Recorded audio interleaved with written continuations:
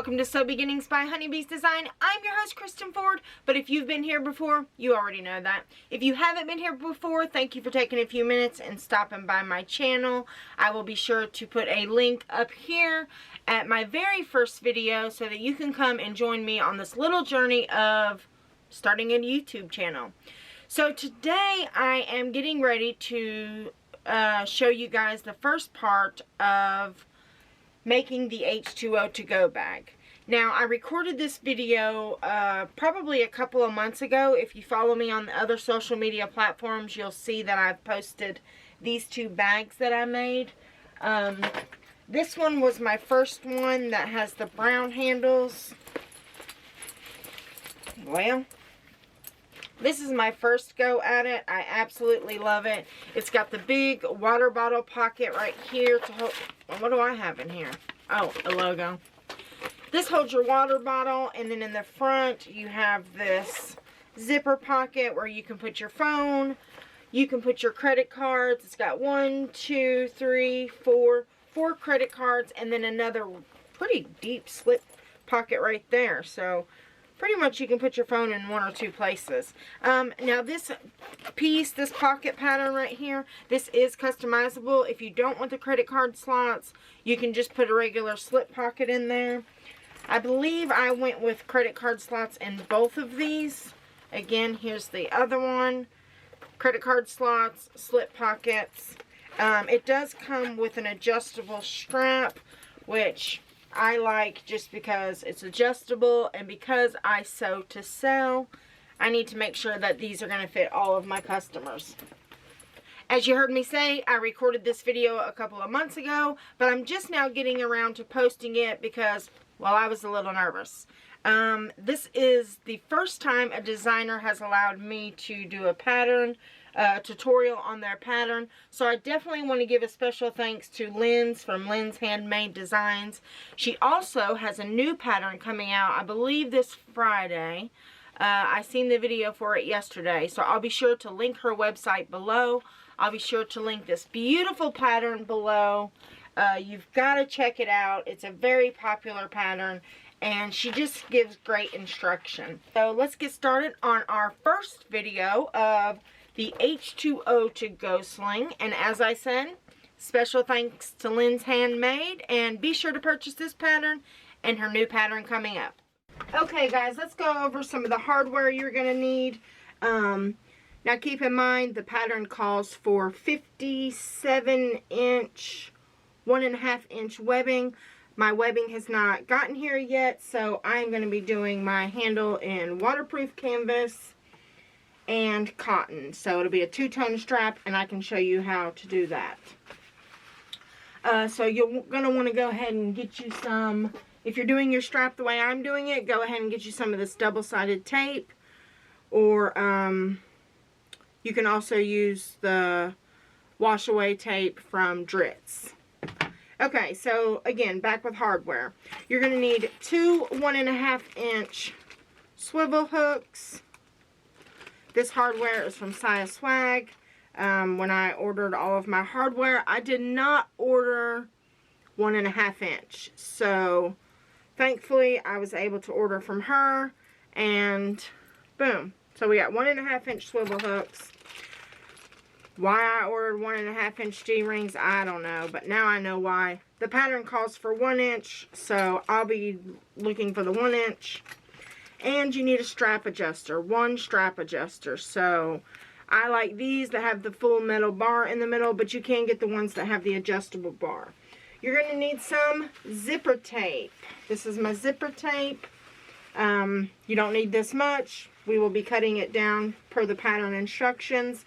And then I'm going to be using these cute little butterfly zipper pulls. And I believe when I ordered, I think I'd have ordered it from Handmade. I don't know. I'll link it down below. When I ordered the zipper tape, these came with that. So, also, you're going to want to get some 8mm rivets. I'd say, yeah, 8mm rivets. So, don't forget those. Alright, we got our hardware, and now let's go over some of the pattern pieces that you're going to need to have cut. I need a bigger table over here. Okay, now I have enough pattern pieces cut out for 2 bags, so be mindful of that. First thing you're going to need is you're going to need your D-ring holder. Because I'm not using waterproof canvas on my D-ring holder, and it is a very important part of the bag, it's what actually holds your strap on, I will be putting another layer of woven fuse on here. So we've got our D-ring holders. We've got our zipper pockets, and you're going to want to, I guess I could have told you, cut 2 out of your exterior fabric. So whatever fabric you choose for the exterior, you're going to cut 2 of those. On your zipper pocket, you're going to cut 1 main and 1 exterior, or excuse me, 1 lining and 1 exterior. So I've got 2 of those, and I'll just show you for 1 bag. Again, I have enough for 2 bags cut out, so that's why you're seeing the extra pieces. Okay, on your main body exterior, you're going to cut 1 exterior, or 1 main fabric and 1 woven interfacing. So that's what I've done here. This is what it should look like. I've watched a couple of videos on YouTube, and I think people accidentally cut this part. So they have stressed to make sure this is connected. So when you cut yours, make sure that that is in fact connected. And I've went ahead and added woven fuse to all of my pieces. So you can go ahead and do that also. You've seen me do interfacing before, so I didn't find that very important to do on camera this time. Okay, the back of the card slots, you're going to want 1 main fabric, and you want 1 woven fuse. I've already fused mine on there. Also, you'll notice I have gone through all my pattern pieces and marked my quarter points. Mark my quarters, that's what I call it. So you want to mark your quarters. And actually there's notes on the pattern to make that a little easier for you. Or I probably made those if there's not. Because I usually always make mine on my pattern pieces. Okay, you want to cut 1 accent fabric for your slip pocket. Again, here it is, and I have woven fused it as well. 1 for each bag. There it went. Okay, here is the base of our bag. So I have 1 of our main fabric for each bag, and then I have 1 of the waterproof canvas. Now this is where your bottle is going to be sitting, so you definitely want to use waterproof canvas, or at least the water resistant on this part. I've marked my quarters, and on the cotton pieces I have went ahead and added some Decoville Light, and that's just going to help to give the bottom of the bag some more structure. So again, 1 main fabric and 1 waterproof canvas on your base. I'm losing my clips here. Okay, these, I believe, what are these pieces and why am I missing pieces? Oh, I think these are for the sides. These are for your side gussets. I don't know what the pattern piece is called because I have lost the paper pattern piece, but you're going to want to have 2 of your main fabric, and you're going to have 2 of your lining fabric. So I have those each for both bag cut. Again, they are woven fused, and I have marked my quarters. So make sure you have those. Alright, and your main body liner, which is going to be your waterproof or waterproof canvas or water resistant. I would use waterproof. You're going to have 2 of those. Or you're going to have 1 of those. I have 2, 1 for each bag. Okay. Alright, then you're going to have your card slots. You're going to have 1 in each. You're going to have 1 lining fabric. And go ahead and put your woven fuse on the back of it also. I have one for each bag. If you're not going to do the credit card slots, there is a pattern piece in the pattern that you want to go ahead and cut out, and that is for a slip pocket. This pattern gives you the option to do a credit card slot section inside your front pocket, or to do a slip pocket with, I believe, a pin holder. So, but if you get the pattern, it'll show you and tell you which ones to cut. Alright, and then you also want to make sure you have cut out your strap. I'm doing mine, as I said, 1.5 inch. So I've cut out a 3-inch piece by 57 or 60 inches. I like my strap pretty adjustable. Plus, you don't know who the buyer's going to be. So you want to add a few extra strap inches just so that they can adjust it to their comfort level. Okay, and then you also want to make sure you've got your zipper tabs. You want to have 2 of your main fabric and then 2 of your lining fabric. So I have that here for both bags. And the first thing I'm going to do is the strap. So I'm going to get my area ready, get you guys up on the bird's eye view, and meet me back here and I'll show you how to do that strap. Okay, so the first thing I'm going to do is go ahead and cut this little section right here off of my waterproof canvas, just so I can measure it more accurately. Now, if you're going to use the webbing that is recommended in your pattern, all you have to do is basically put your hardware on it at the end. It's a lot simpler, but because it's taken my webbing so long to get here, I'm going to go ahead, like I said, and use this waterproof canvas.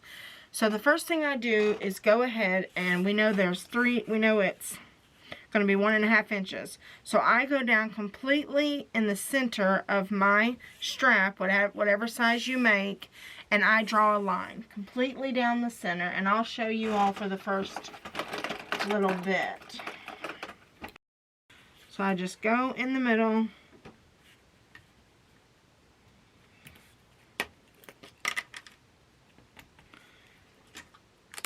Okay.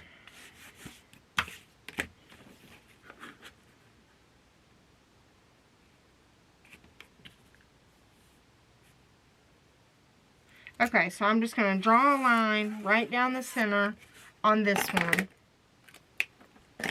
And then go ahead and get your strap, your cotton one, that you have interfaced with woven fuse. And draw a line all the way down the center of it as well. Okay, once you've got your line down the center, you're going to go ahead and get your tape. And you're going to place your tape directly on that line, all the way down. And I'm just going to show you for the first little bit, and that way we're not sitting here on camera the whole time. Okay.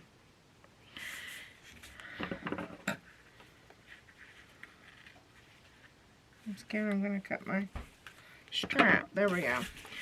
Once you have your tape, peel off the plastic coating.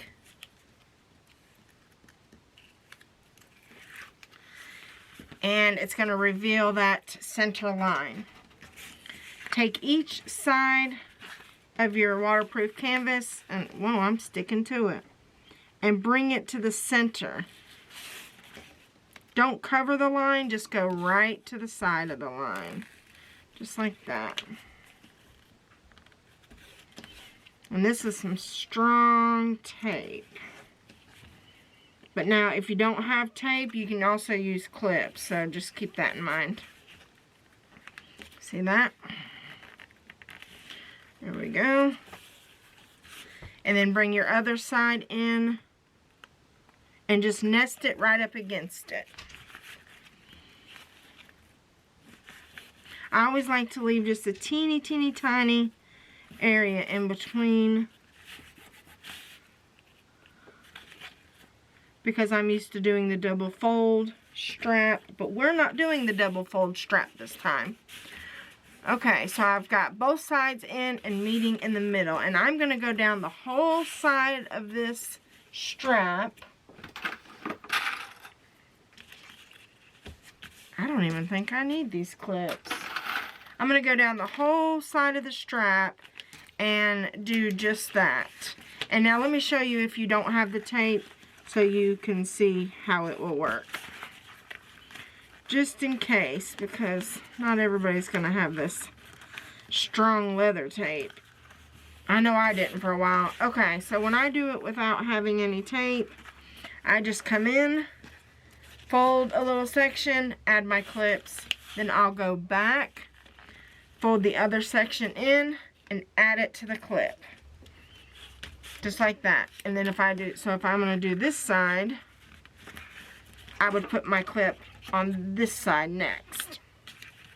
And I literally clip down every spot. There's only about a ½ inch in between.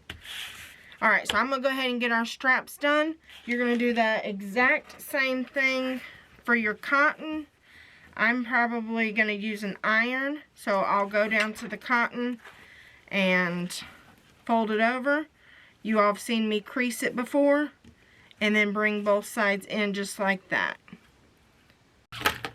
Okay, I've got my waterproof canvas part, and I am going to set this on there so I don't fall.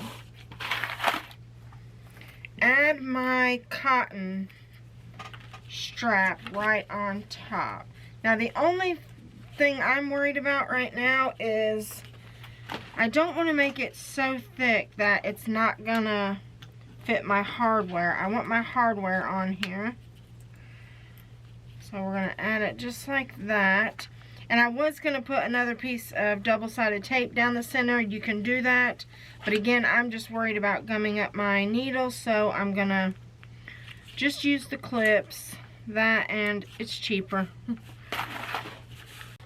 Okay, so I'm here at the sewing machine. I've got my needle in the down position at the edge of one of my short sides of the strap. I know a lot of sewists like to know what kind of thread and sewing machine, so I'm on the DU1181N. I'm using a size 18 needle, and I've got Tex 90 thread. I believe I'm using the chestnut, but it's a Tex 90 Amon group thread. So, alright, so I've got it in the down position. I'm going to go ahead and do a top stitch on my strap, which means I'm going to do it at a 4.5 millimeter stitch length. And here we go. Close that part. Oh my gosh. Why? Don't know what that was, but it stopped. Okay. And I'm just going to sew about 1/8 of an inch on each side down the strap. So turn it around. And I'm just right at 1/8 of an inch. And as I go down, I'm going to keep making sure that my strap is lined up. Just keep it lined up. And keep it at that 8 millimeter stitch length.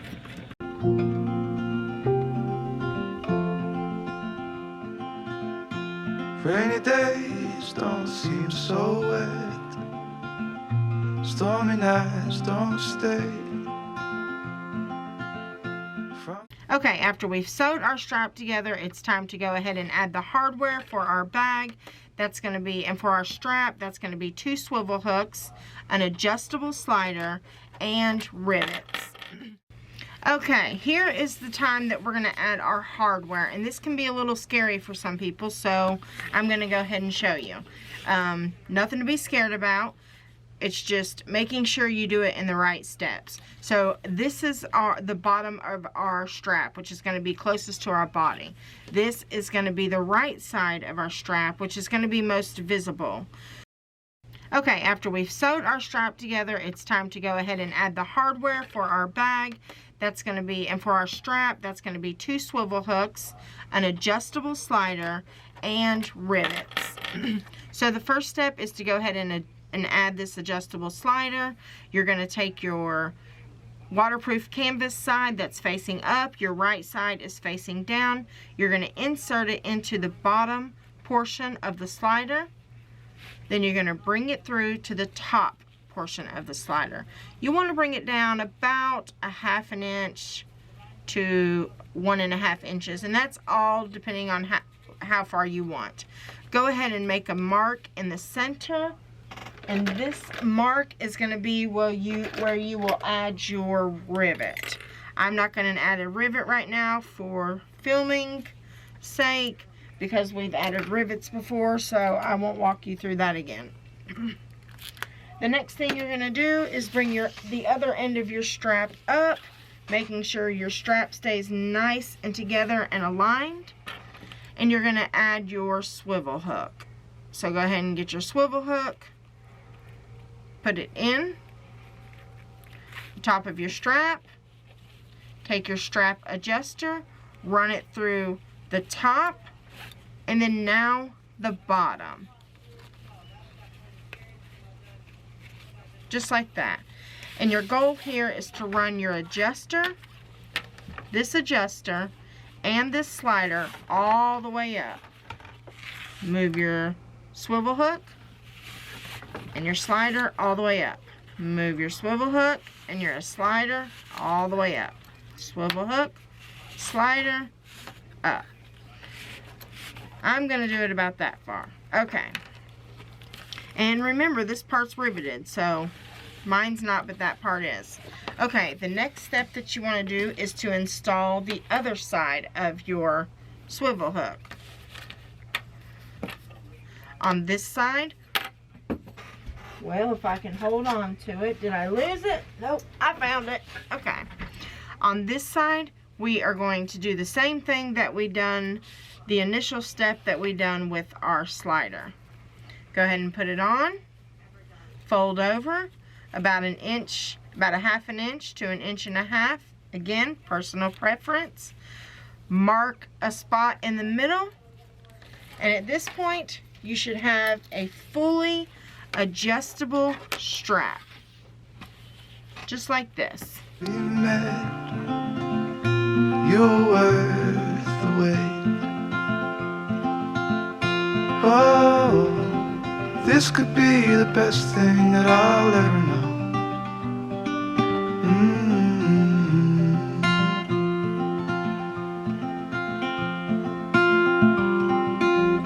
Talk for hours, I never slept.